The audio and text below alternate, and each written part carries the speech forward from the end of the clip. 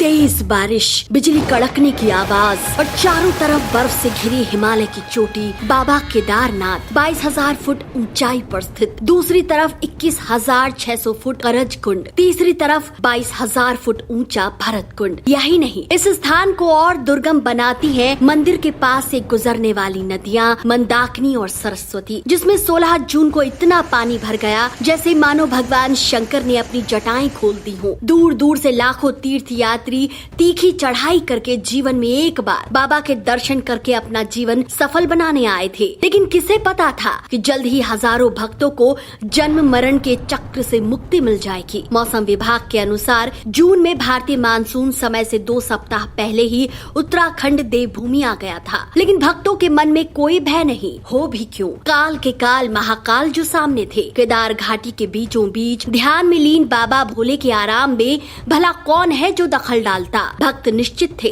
लेकिन 16 जून 2013 को ऐसा कुछ हुआ जिसकी याद आत्मा को सिहरने पर विवश कर देती है। बाबा के सामने देखते ही देखते हजारों लोग मंदाकिनी की तेज धारा में समा गए। परिवार के परिवार, रिश्तेदार, किनारों में स्थित कई मकान, दुकान काल के गाल में ऐसे समाये कि फिर कभी लौट कर नहीं आए। लेकिन केदारनाथ मंदिर को कोई नुकसान नहीं पहुंचा। न जाने कहां से एक विशाल पत्थर ठीक मंदिर के पीछे चट्टान की तरह खड़ा हो गया। आज इसे भीमशिला का नाम दिया गया है। कई लोग इस चमत्कार को नमस्कार करते हैं तो कईयों के लिए बस इत्तेफाक, लेकिन कई ऐसे भी हैं जिनकी आस्था डोल गई और कई इसे अपने कर्मों का फल मानते रहे, तो कई इसे आज भी प्रकृति का प्रकोप। आप क्या मानते हैं? कमेंट करके जरूर बताएं। लेकिन अगर आप ये वीडियो पहली बार देख रहे हैं तो चैनल को सबसे पहले सब्सक्राइब करें ताकि धर्म और आपके जीवन से जुड़ी जानकारी आपको मिलती रहे।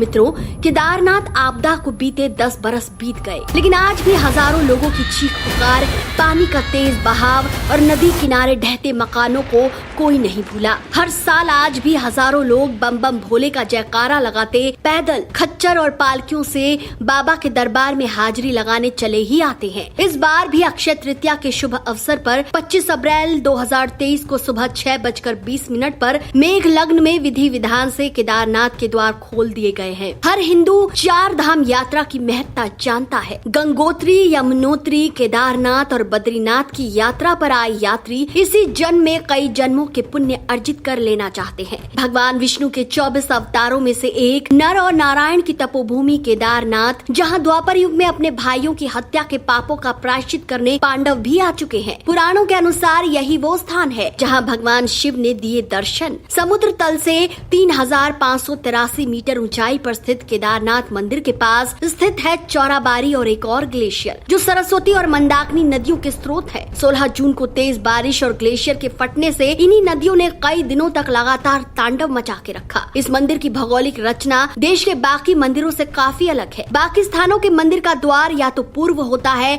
या पश्चिम, लेकिन ये इकलौता धाम है जिसका द्वार दक्षिण मुखी है। विद्वान कहते हैं इस मंदिर के निर्माण की इसी खास शैली की वजह से 16 जून की आपदा में इसकी एक पत्थर तक नहीं हिली। इस मंदिर के आसपास मौजूद पत्थर भी यहाँ के नहीं लगते। न जाने 1200 साल पहले इन पत्थरों को यहाँ कौन ले आया था। कहा तो ये भी जाता है कि 14वीं से 17वीं शताब्दी में ये पत्थर और केदारनाथ मंदिर कई सालों तक बर्फ में ढका रहा। कई विद्वान इतने मुश्किल भौगोलिक रचना का श्रेय पांडवों को देते हैं तो कई आदि गुरु शंकराचार्य को। लेकिन इससे ज्यादा जरूरी है ये जानना कि इतनी कठिन प्राकृतिक दिक्कतों में ये मंदिर बना कैसे, जो 2013 की आपदा से भी बच गया, जहाँ बार बार भूस्खलन होते आए हैं, बादल फटने जैसी घटनाएं होती रहती हैं, कभी बारिश तो कभी बर्फबारी होती है। लेकिन सवाल आज भी वही है कि 1200 साल पहले कैसे बना ये सुंदर मंदिर और क्या थी इस मंदिर को बनाने की तकनीक, जिसे आज भी कई विज्ञान के महारथी नहीं समझ पाए। धर्म और शास्त्रों की जानकारी रखने वाले कहते हैं ये ज्योतिर्लिंग त्रिकोण आकार का है, 6 फुट ऊंचे चबूतरे पर बना हुआ है। बाहर प्रांगण में नंदी बैल वाहन के रूप में विराजमान है। कहा जाता है ये धाम कात्यायनी शैली में बनाया गया है। भूरे रंग के बड़े बड़े शिलाखंडों को जोड़ा गया है। मंदिर की छत लकड़ी की बनी है और शीर्ष पर सोने का कलश है। पौराणिक कथा के अनुसार हिमालय के केदार श्रृंग पर भगवान विष्णु के अवतार नर और नारायण ने तपस्या की थी, जिससे प्रसन्न होकर महादेव ने सदा के लिए यहीं वास करने का दिया था वरदान। धर्म के विद्वान ये भी कहते हैं कि पहले किसी भी युग में तीर्थ स्थलों पर जाना आसान नहीं था। संन्यास धर्म का पालन करने के बाद ही कोई इस कठिन तीर्थ यात्रा को चुनता था। लेकिन कलयुग में लोगों ने इन तीर्थ स्थलों को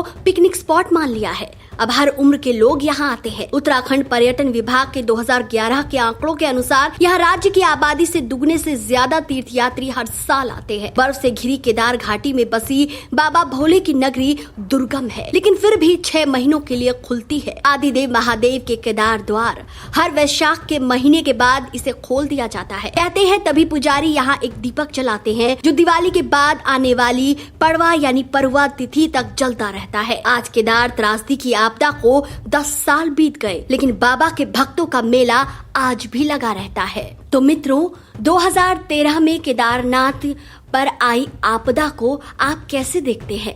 अपनी राय कमेंट करके अवश्य बताएं। वीडियो पसंद आया है तो इसे ज्यादा से ज्यादा शेयर कीजिए। बाबा केदारनाथ की कृपा आप सब पर यूं ही बनी रहे।